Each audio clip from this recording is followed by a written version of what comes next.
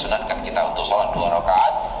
Kemudian ketika bus akan berangkat, kita setelah sholat naik bus akan berangkat ke Mekah. Pada saat itu kita mulai masuk ibadah umroh dengan mengucapkan labbaik Allahumma umratan. Langsung disambung dengan talbiyah, labbaik Allahumma labbaik, labbaik la syarika laka labbaik, innal hamda wan ni'mata laka wal mulk la syarika lak. Dan ingat, ketika kita mengucapkan labbaik Allahumma umratan, khusus yang laki-laki, tak ada pakaian apapun di badan, baik topi, peci, baju luar atau dalam, celana luar atau dalam, dan tidak boleh ada alas kaki yang menutupi sampai menutupi mata kaki. Tapi selagi masih di bawah mata kaki masih dibolehkan. Ya, itu sudah dilarang untuk laki-laki. Yang wanita dilarang bercadar, dilarang memakai sarung tangan. Ini bagi yang naik bus. Adapun bagi yang naik kereta, dari sini langsung ke stasiun kereta api, kemudian sudah dalam berpakaian ihram juga tentunya. Kemudian begitu naik kereta api, begitu kereta apinya mulai berjalan, biasanya berjalan pelan, itu kita sudah mulai labbaik Allahumma umratan. Langsung labbaik Allahumma labbaik, labbaik la syarika laka labbaik, innal hamda wan ni'mata laka wal mulk la syarika lak. Khusus bagi kereta api, perhatikan baik-baik bahwa begitu kereta api mulai jalan langsung, ya, karena takut nanti terlambat, karena jaraknya tidak jauh antara kereta berjalan dengan mikot. Dan saya tidak bisa jalan sepenuhnya di kereta itu, tapi kalau di bus masih ada ustadz-ustadz yang mengingatkan untuk talbiyah. Oleh karena itu yang di kereta kita masing-masing saling ingatkan, jamaah-jamaah WIPA semuanya. Dan tentu nanti saya di gerbong itu akan mengeraskan suara saya, tapi tidak sampai kepada gerbong yang berikutnya. Tapi ingat, yang naik kereta siapapun, saya pun tidak tahu siapa-siapa orangnya, begitu kereta mulai berjalan, mulai kita langsung labbaik Allahumma umratan. Bagi wanita haid tetap saja melakukan itu semuanya. Bagi wanita, apabila ada ibu-ibu atau adik-adik kami, anak-anak kami yang haid, tetap saja lakukan seperti yang tadi, ya. Jadi tetap saja lakukan sunat-sunat ihram, kemudian tetap saja bertalbiyah labbaik Allahumma umratan, kemudian bertalbiyah sampai ke Mekah. Bedanya nanti kita diundur saja tawaf dan sa'inya. Tawaf dan sa'inya diundur pelaksanaannya sampai bersih. Begitu selesai bersih, mandi, kemudian tawaf dan sa'i diiringi oleh mahramnya dan dibimbing oleh salah seorang pembimbing. Dan yang dari Bahrain, yang dari Qatar, yang dari sekelilingnya ini pada datang semua, sehingga biasanya di malam Jumat malam itu kita keesokan harinya. Baik yang sampai di hotel lebih awal atau yang datangnya setelahnya, tetap saja setelah sampai di hotel kita tetap menjaga larangan-larangan ihram, ya, tidak boleh potong-potong kuku, potong rambut dan semacamnya, tidak boleh hubungan suami istri walaupun sekamar, tidak boleh memakai wangi-wangian, termasuk sabun-sabun yang ada di kamar mandi tidak boleh dipakai, ya. Kemudian tidak boleh menikah, tidak boleh menikahkan, tidak boleh berlamar, tidak boleh melamarkan untuk seseorang, tidak boleh berburu binatang darat. Dan itu akan gampang kita tinggalkan. Kita akan sarapan sholat subuh di kamar masing-masing. Bagi yang ingin sholat di musolanya hotel, ada di lantai itu, basementnya tower 6 itu ada musola di hotel, musola hotel, bisa sholat di sana. Yang bisa dikatakan Ka'bah paling sepi lah, walaupun nggak bisa dikatakan sepi juga, tapi Ka'bah paling sepi ya waktu itu, karena yang datang malam jam 10, jam 11 mereka akan langsung tawaf, biasanya banyak yang langsung tawaf, kemudian jam subuh mereka udah selesai dan pulang. Dan jamaah-jamaah yang datang sholat subuh mereka tawaf sunat, kemudian setelah sholat subuh mereka pulang untuk sarapan, sehingga setelah sholat subuh itu biasanya ada yang tawaf sunat, dan biasanya mereka telah selesai jam-jam 7-an untuk pulang sarapan. Dan yang tadi malamnya sibuk ibadah, setelah sarapan mereka tidur biasanya. Jadi memang itulah kondisi Ka'bah yang paling sepi, dan gak sepi juga, tapi itulah kondisi Ka'bah yang paling sepi. Oleh karena itu sengaja kita istirahatkan jamaah malam itu, dan untuk mengambil waktu yang terbaik untuk bisa tawaf bersama, karena insyaallah ta'ala kita akan tawaf bersama bi'idznillah azza wa jal di setelah sarapan itu. Bapak Ibu dimuliakan Allah, ingat larangan-larangan ihram tetap harus dijaga selama malam itu, ya. Dan Rasul kita tercinta Muhammad SAW dari Madinah ke Mekah itu 10 hari 10 malam baru sampai. 10 hari 10 malam Rasul baru sampai di kota Mekah. Kita hanya sekian jam lah. Bisnya 5 jam, kemudian persiapan lainnya 3 jam, 9 jam sampai 10 jam kita sudah sampai di Mekah. Adapun Rasul kita dan para sahabat 10 hari 10 malam baru sampai di Mekah. Kita 10 hari 10 malam sampai Jakarta balik udah. Alhamdulillah, Allah mudahkan kemudahan untuk kita. Ya, Rasulullah baru sampai di Mekah, kita yang dari Indonesia udah balik lagi sampai ke Jakarta. Jadi walaupun ada perjalanan ini pasti ada rasa lelahnya, tapi ingat Rasul dan para sahabat, Rasulullah SAW dan para sahabat radhiyallahu anhum jauh lebih lelah daripada kita. Itu baru perginya, kemudian ibadahnya, baliknya lagi 10 hari 10 malam. Jadi Bapak dan Ibu, ya, kita istirahatkan malam itu, dan setelah sarapan insyaallah semua dalam keadaan yang bisa tawaf, kecuali wanita-wanita haid tidak bisa tawaf, tetap istirahat di hotel. Yang tawaf dalam keadaan berwudu, usahakan urusan ke toilet sudah selesai setelah sarapan, dan semua dalam keadaan berwudu berangkat ke masjid. Itulah kita akan memulai tawaf dan memulai sa'i. Tawaf dan sa'i dilakukan di dalam masjid. Ya, Safa dan Marwah, Bukit Safa dan Bukit Marwah itu sudah di dalam bangunan masjid. Ya, maka kita masuk masjid. Sebelum masuk masjid, yang laki-laki membuka bahu sebelah kanan, dibuka bahu sebelah kanan, kain ihramnya dilewatkan di bawah ketiak, seperti yang sudah disampaikan pada saat manasik, dan sudah dikirim juga videonya di grup kan? Yang memakai kain ihram, ya sudah Bapak saksikan. Itu dilaksanakannya ketika akan masuk masjid. Ketika akan masuk masjid mulai tawaf. Kemudian kita masuk masjid, nanti kita ada payung ya. Kita ada payung. Payung itu sebagai benderanya kita lah. Ya, sengaja kita tidak bawa bendera karena nggak boleh. Sengaja kita tidak bawa bendera karena nggak boleh bendera itu dikibarkan ketika tawaf. Jadi kemarin beberapa kali jemaah umroh itu saya dengan tas pribadi saya yang angkat begini. Alhamdulillah, pegel juga alhamdulillahnya gitu loh. Jadi yang sekarang saya minta tim tolong belikan payung, karena saya perhatikan kalau payung walaupun ada merek-mereknya itu nggak diambil oleh, tidak dirampas oleh petugas. Oleh karena itu saya kemarin pulang saya bilang tolong belikan payung untuk grup yang berangkat di next jemaah Wipa, apalagi yang akbar begini, tolong beli payung. Mudah-mudahan ya, kalau berhasil alhamdulillah, mudah-mudahan tidak berhasil, karena saya lihat payung yang dipakai oleh orang yang tawaf itu nggak ada yang diambil oleh petugas ya. Nah, payung itu nanti akan saya pegang, atau ada tim yang di samping saya akan pegang, menunjukkan bahwa saya berada di bawah payung itu, agar Bapak dan Ibu tahu bahwa keberadaan kita ada di mana sekarang. Ada kemungkinan payung itu kita kembangkan 2 saja, satu paling depan, satu paling belakang. Jadi diharapkan Bapak dan Ibu berada di antara payung depan dan payung belakang.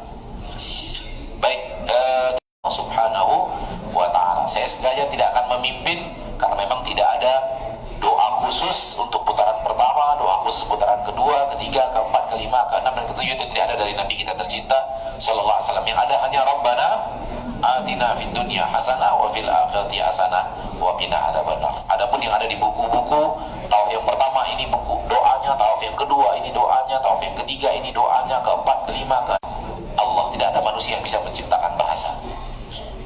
Maka Allah mengetahui seluruh apa yang kita sampaikan kepadanya dengan bahasa yang berbeda-beda. Berdoalah kepada Allah di waktu yang terbaik, di tempat yang terbaik, di kondisi iman dan hati yang terbaik. Setelah selesai yang ketujuh, yang laki-laki menutup kembali bahu sebelah kanannya, kemudian tertutup kedua-duanya. Dari posisi Hajar Aswad kita bergerak ke sini, ikuti arah mudah-mudahan gak diambil oleh petugas. Payung ke sebelah ini disiapkan areal untuk sholat. Maka kita setelah tawaf, sholat sunat tawaf 2 rakaat. Rakaat kita pertama kita, namun ini ibadah yang langka, ibadah yang mahal, ibadah yang butuh perjalanan panjang, ibadah yang nyawa kita terkatung-katung 9 jam di atas udara. sunat tetap kita lakukan semuanya, berharap Allah Taala melihatnya sebagai usaha maksimal dan menerima sebagai ketaatan di sisinya. Amin ya rabbal alamin. Ketahuilah bahwa ibadah yang kita lakukan di permukaan bumi ini apabila diterima oleh Allah, kita tidak tahu diterima atau tidak. Kita berharap, oleh karena itu Ka'bah yang satu-satunya tempat yang diizinkan Allah untuk kita tawaf. Dan di bumi manusia tawaf, di arsy malaikat yang tawaf di sekeliling arsy. Itu yang dikatakan oleh Allah di dalam Al-Quran, bahwa malaikat tawaf di sekeliling arsy, di dalam surat Az-Zumar, di akhir-akhir surat Az-Zumar. Baik, setelah selesai minum air zam-zam tadi, kita bergerak untuk sa'i. Selesai sudah tawaf mengelilingi Ka'bah 7 sudah. Kenapa kita bawa ke atas? Karena kalau kita sa'i di lantai dasar, tak ada kesempatan untuk berbawa jemaah umrah. Namun lantai atas lagi ditutup, mungkin ada renovasi atau apa, kita lantai dasar itu tak ada kesempatan untuk berhenti dan berdoa. Melihat kita berhenti, askar datang suruh jalan haji, yallah haji, tarik jalan gitu. Oleh karena itu pun kita waktu itu hanya 2 bus. Allah takdirkan sedang perjalanan kita waktu sa'i itu 2 bus, nggak ada kesempatan untuk berhenti lantai dasar. Apalagi sekarang kalau kita berangkat 8 bus ini makin terbelalak mata askar untuk mengusir kita melihat berselayarkan wibatur ini. Oleh karena itu selalu kita bawa rombongan umroh ini naik ke atas. Supaya apa? Supaya kita ada kesempatan berhenti, menghadap kiblat, mengangkat tangan untuk berdoa di Bukit Safa dan Marwah. Oleh karena itu benar-benar saya ingatkan Bapak dan Ibu, ingat sa'i nanti begitu kita selesai tawaf, kita tidak sa'i di lantai dasar, kita sa'i di lantai 1. Dan jaraknya sama, beda dengan tawaf. Kalau tawaf di lantai dasar lebih pendek daripada tawaf di lantai 1. Namun kalau sa'i sama. Oleh karena itu kita bawa ke lantai atas. Ingat sekali lagi ingat lagi bahwa setelah tawaf kita tidak akan langsung sa'i, namun kita naik 1 lantai ke atas, naik eskalator. Setelah itu baru kita sa'i di lantai atas. Nah, sa'i yaitu berjalan antara Bukit Safa dan Marwah. Dimulai dari Bukit Safa. Bapak Ibu yang dimuliakan Allah, di awal pertama kali kita akan tawaf atau sa'i di Safa, kita membaca inna Safa wal Marwata min sya'airillah abda'u bima bada Allahu bih. Lalu kita berdiri di Safa, menghadap kiblat, menengadahkan tangan, membaca zikir, doa, zikir, doa, zikir. Zikirnya sebagai berikut: Allahu Akbar, Allahu Akbar, Allahu Akbar, la ilaha illallah wahdahu la syarikalah, lahul mulku wa lahul hamdu wa huwa ala kulli syai'in qadir, la ilaha illallah wahdah anjaza wa'dah wa nasara 'abdah wa hazamal ahzaba wahdah. Itu zikirnya diajarkan oleh Nabi SAW. Lalu berdoa masing-masing, lalu zikir lagi, lalu berdoa lagi masing-masing. Doa terserah sebagaimana di tawaf tadi. Kemudian berzikir lagi, ada 3 kali zikir diselang-selingi oleh di tengahnya dengan doa. Saya akan membesarkan suara saya nanti pada saat berzikir, bukan untuk dipandu dan memandu Bapak dan Ibu, tapi untuk memandu waktu zikirnya saja, agar zikir kita selesainya sama. Paham yang saya maksud? Saya akan mengeraskan suara ketika Bapak Ibu sedang berdoa, mendengar suara saya membaca doa, berarti sudah selesai doanya, zikir sebagaimana waktu zikir sudah datang. Kemudian saya akan diam setelahnya, masing-masing berdoa. Yang perempuan tidak, yang perempuan berjalan biasa sambil berlari tahap, karena kita sudah selesai urusan kamar mandi kita tadi di hotel. Mudah-mudahan selesai dan dalam keadaan selesai, yaitu potong rambut. Tinggal 1 lagi potong rambut. Nah, potong rambut yang wanita sebagaimana yang kita katakan, tolong siapkan gunting di tas masing-masing, di kamar masing-masing, karena setelah selesai sa'i kita tidak izinkan untuk potong rambut di Marwah.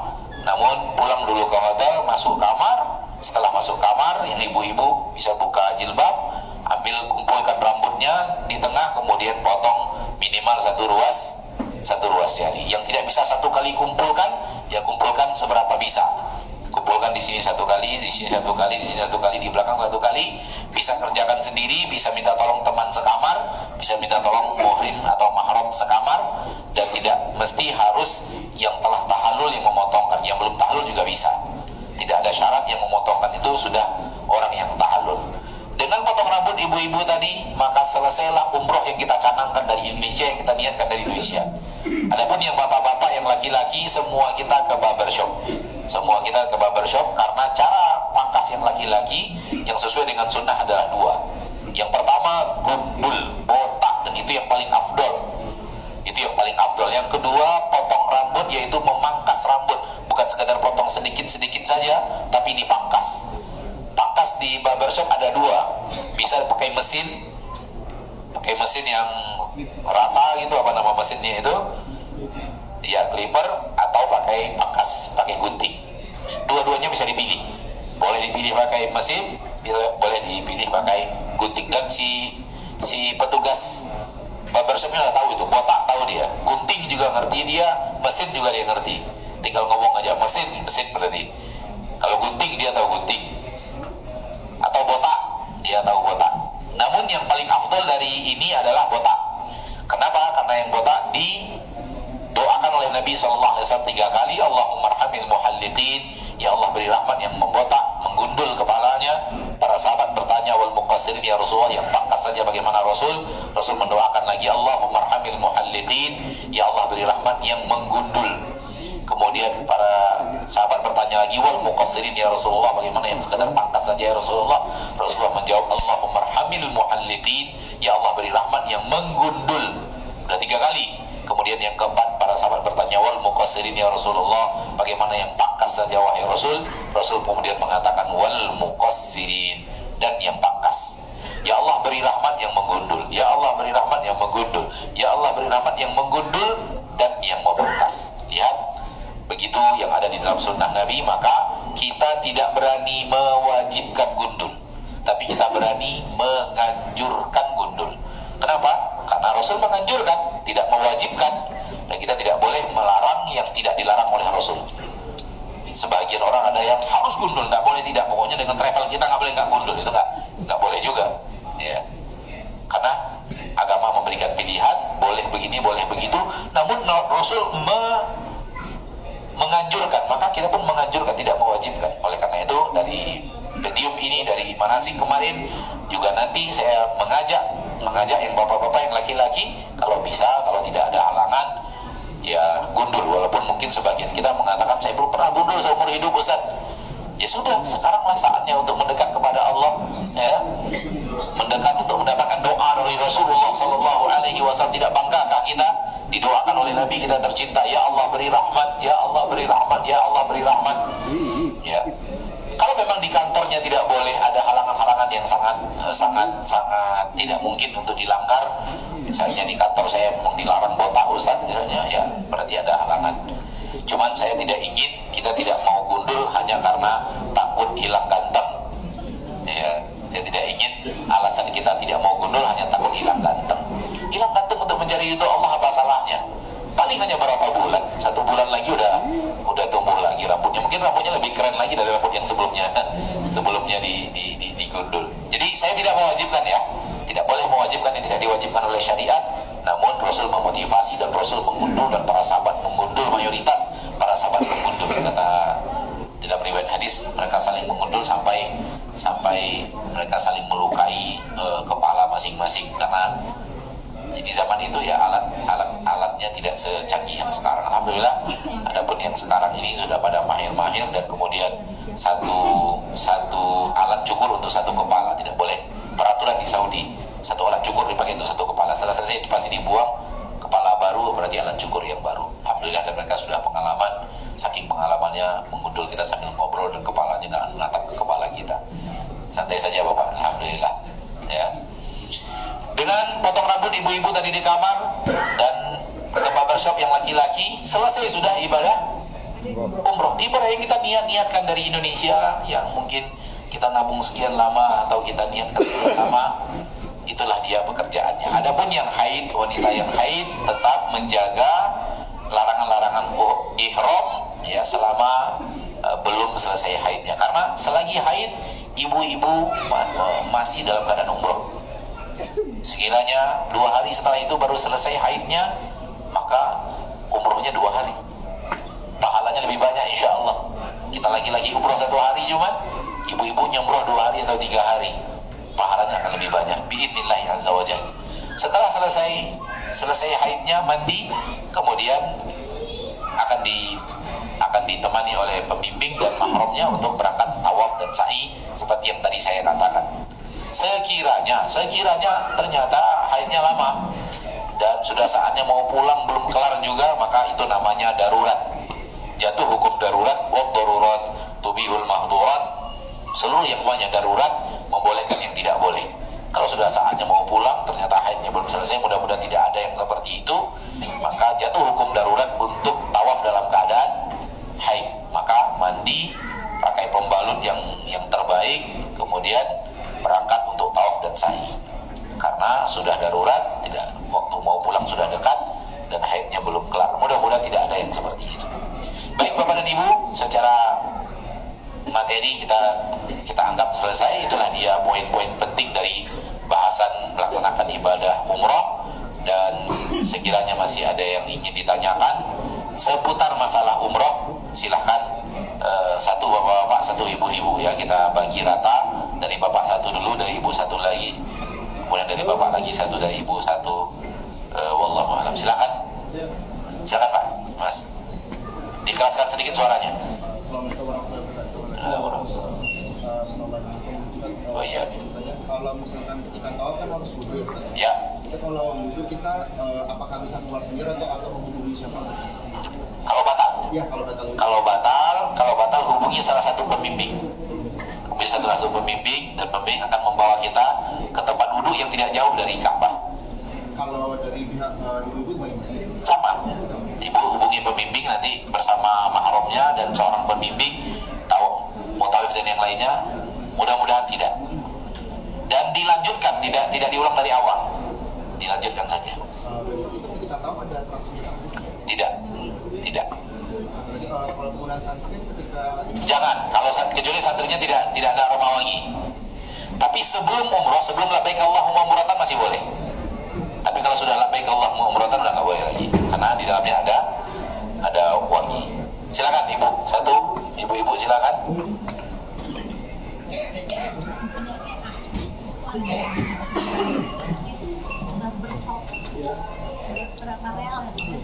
Kalau untuk bapak-bapak barbershop, kalau untuk cukur biasanya 10 real ya. Bawa aja 20 real, siapa tahu naik. Ya. Silakan. Ibu sudah satu pertanyaan. Bapak lagi. Silakan Din. Yang mana? Bapak. Silakan Pak. Terkait Iya, ta'alul. Iya. Di kamar masing-masing. Oke. Iya. Apakah itu berarti yang akan nanti dipulangkan dulu ke hotel atau nunggu yang selesai baru nanti? Tergantung pasangan masing-masing. Kalau pasangan yang mau setia menunggu pasangannya selesai, dia nunggu dulu. Tapi agak sedikit berpanas-panas. Tapi kalau seandainya mau pulang bareng-bareng, juga kita siapkan mutawif yang akan mengantar sampai ke hotel. Insyaallah. Tergantung pilihan masing-masing. Bisa silakan sama-sama balik ke hotel, karena bus yang akan kita naiki berhentinya betul-betul di depan hotel kita. Jadi tinggal masuk kamar. Biasanya ibu-ibu terbagi dua, pengalaman kami terbagi dua. Ada yang pulang dulu, kami pulang dulu biar selesai. Ada yang sayang betul dengan yayangnya sehingga menunggu sampai selesai. Ingin balik ke hotel bersama yayangnya, enggak apa-apa. Pilihan itu sah-sah saja. Baik, yang lain ibu kembali ke ibu-ibu silakan. Tolong diangkat sedikit ibu suaranya.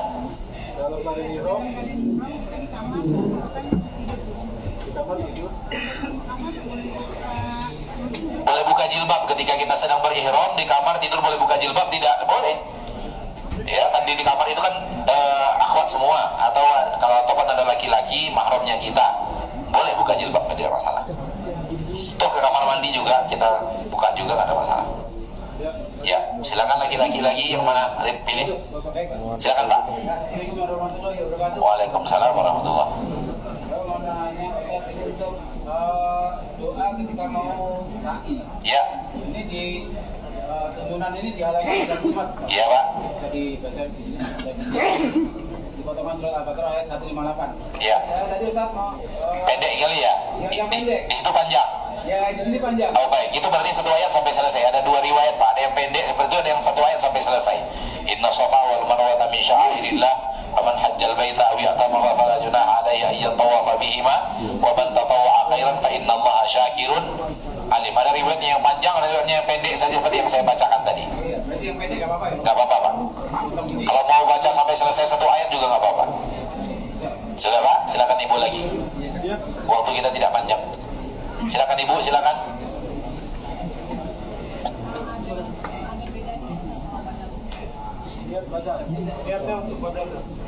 Kalau yang membadalkan, sekiranya di antara kita ada yang sekarang untuk membadalkan, ketika mengucapkan labbaik Allahumma umratan, tambahkan an untuk sebutkan nama orang yang kita badalkan. Jadi tambahkan labbaik Allahumma umratan an, sebutkan nama orang yang kita badalkan. Itu saja. Tambahannya an dan nama. Setelah itu nggak ada beda antara yang lain dan yang lainnya. Tidak ada beda antara yang lainnya. Itu saja ketika labbaik Allahumma umratan, tambahkan kalimat an dan nama satu orang, nggak boleh banyak. Jangan borong 3 nama ya. Satu orang saja. Kalau sekiranya ayah kita, sebutkan nama ayah kita. Kalau ibu kita, sebutkan nama ibu kita. Satu saja. Nah, silakan yang laki-laki. Ustaz, kalau saat tawaf batal wudhu Ustaz, itu di tengah putaran lah, misalnya baru 3 putaran, itu kita lanjutkan. Dilanjutkan Pak, diginikan saja Pak. Saya batalnya di sini, lanjutkannya begini Pak. Mundur sedikit ke belakang, lanjutkan. Jadi tidak perlu diulang di putaran pertama. Ada yang berbuat tuh kita sendiri, jadi bisa Seperti yang tadi saya katakan, kalau Bapak batal wudhu, tolong ingat di mana tempat batal wudhu, hubungi pembimbing, salah seorang di antara pembimbing yang menemani. Ya, insya Allah kalau putaran tawaf kita di sekitar Ka'bah aja Pak. Ya baik. Ibu-ibu silakan. Orang hotel udah siap persiapan makan malam. Ibu-ibu silakan.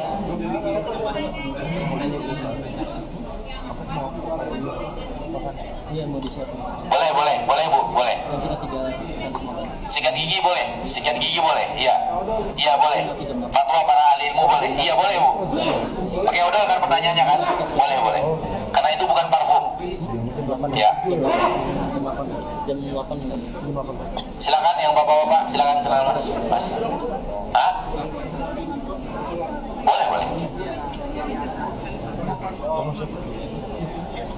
Silakan. Apanya? Ya, koordinasi sama Mas Arif. Tim kursi roda koordinasi dengan TL ya, karena memang perjalanannya ini nggak sama dengan grup yang lain. Ya, boleh. Kursi koordinasi dengan Mas Arif, dengan Mas Komar dan tim teknis lainnya. Ya. Sudah mikot terus Aib, apakah tidak? Ya, barakallahu fiik. Kembali Bapak-bapak silakan. Bersama-sama. Nggak bisa lagi dipisah ikhwan akhwat. Sudah sulit. Sudah tidak bisa. Boleh Pak. Boleh. Ibu ada lagi? Silakan Ibu, ada pertanyaan berikutnya. Ibu silakan.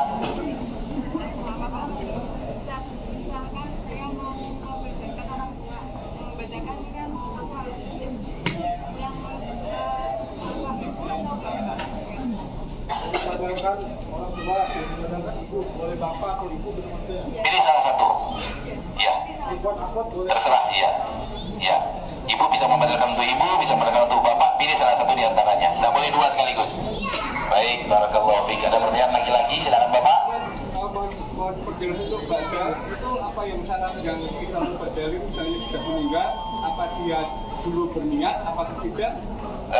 Syaratnya sudah meninggal, Ya, atau sudah tua yang tidak mungkin lagi datang berangkat dan belum pernah berangkat ke sini. tidak usah diwali Pak, gimana? Saya nanti saya umroh, sebelum umroh meninggal gitu nggak perlu. Enggak. Baik Pak. Baik. Silakan kembali ke ibu. Ibu ada lagi? Ada ya? Baik, kalau tidak ada, saya serahkan mic untuk tim teknis yang akan bicara untuk besok.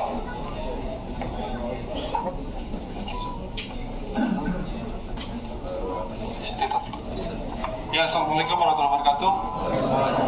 Mungkin singkat saja, beberapa sampaikan. Jadi besok kita akan melakukan ziarah Madinah pagi. Jadi tolong bersiap dari setelah makan pagi jam 7.30 sudah di lobi dan juga sudah dalam keadaan berwudu. Jadi sudah dalam keadaan berwudu, insya Allah besok kita akan menuju ke Masjid Kuba. Jadi akan ada keutamaan ya Ustaz ya, Masjid Kuba. Jadi kita harus berwudu dari hotel sebelum berangkat dan nanti akan ada beberapa tempat yang kita kunjungi. Yang pasti kita akan ke Masjid Kuba sehingga kita membutuhkan untuk berwudu terlebih dahulu di hotel. Setelah itu kemudian untuk hari berikutnya yang cukup penting yaitu pada saat umroh menuju ke Mekah, untuk B1 yang menggunakan kereta cepat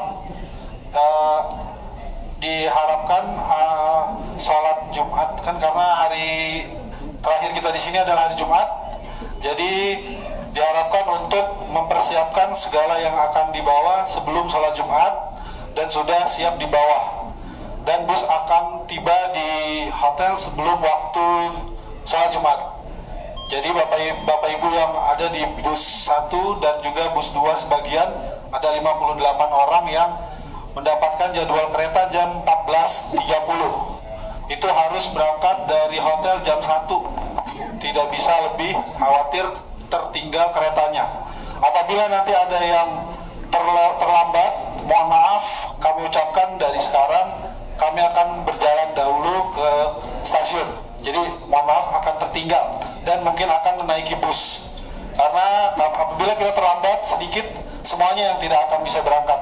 Jadi diharapkan disiapkan waktunya pada saat keberangkatan di hari Jumat nanti untuk yang jam 14.30 di bus 1, dan nanti akan kami umumkan juga di grup bus bahwa untuk mengingatkan lagi bahwa harus setelah sholat Jumat harus segera kembali ke hotel dan nanti akan makan siang insya Allah disediakan oleh kami, yaitu pakai box kotak. Dan sholat Jumat sudah menggunakan kain ihram, tidak menggunakan pakaian ini lagi, bebas. Jadi dari masjid dan hal kedua, sholatnya di bagian luar. Kami harapkan sholat di bagian luar karena Jumat adalah hari paling crowded. Kalau di dalam insya Allah itu akan telat sampai hotel, bisa jadi terkendala dan akan sampai 1:30 mungkin. Jadi setelah sholat harus langsung segera ke hotel dalam keadaan sudah menggunakan kain ihram, kemudian barang-barang sudah siap, tidak ada lagi yang di kamar. Bus 1 ya, bus 1. Itu khusus untuk yang naik kereta dan bus 1 serta ada di bus 2 beberapa orang, nanti akan saya sampaikan di bus 2. Jadi itu yang jadi poin penting. Kemudian yang setelah itu ada kereta yang bus 2 dan bus 3 itu jam 15.30. Itu bisa makan siang dulu di hotel, tapi segera juga. Semua tidak ada barang-barang yang masih di atas. Setelah makan langsung ke bawah. Jadi barang-barang sudah di bawah, nanti akan ada tim yang menjaga, insya Allah. Jadi tidak kembali lagi ke kamar. Nah itu konsekuensinya juga sama. Bagi yang terlambat akan, mohon maaf kita ucapkan dari sekarang, akan ditinggal. Karena menyebabkan tertinggalnya rombongan. Khawatirnya semuanya akan batal berangkat dengan kereta.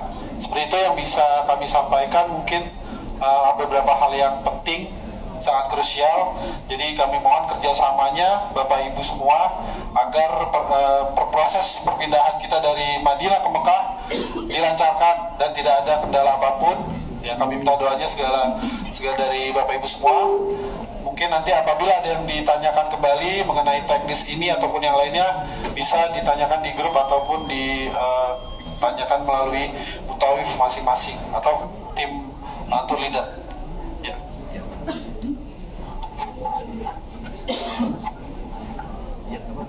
Ya, untuk mungkin masalah raudah ya Bapak Ibu, ada yang bertanya mungkin. Jadi qadarullah karena memang dari kerajaan Saudi itu ada renovasi hingga tanggal 22 yaitu hari ini.